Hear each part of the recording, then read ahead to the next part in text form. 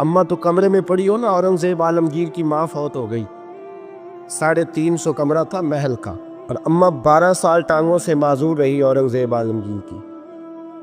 اماں 12 سال کمرے سے نکل نہیں سکی، ساتھ ہی واش روم تھا یا جو بھی اس دور میں طریقہ تھا۔ اورنگزیب جب محل میں آتے تھے تو پھر بھی سیدھے اماں کے پاس جاتے تھے، اور جب واپس نکلتے تھے پھر بھی اماں کے ساتھ۔ اورنگزیب کی ماں کا جنازہ اٹھا تو اورنگزیب نے رونا شروع کیا، پھر سالوں بیت گئے پر اس کے آنسو خشک نہیں ہوتے تھے۔ ایک شخص نے کہا تیری کوئی انوکھی مر گئی ہے، ساری دنیا کی مرتی ہیں؟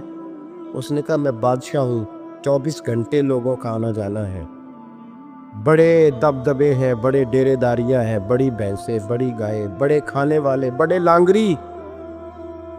میری ماں بوڑھی تھی، ایک کونے میں پڑی رہتی تھی، پر جب سے وہ گئی ہے یہ مجھے محل نہیں لگتا، مجھے قبرستان لگتا ہے، مجھے لگتا ہے یہ قبرستان ہے۔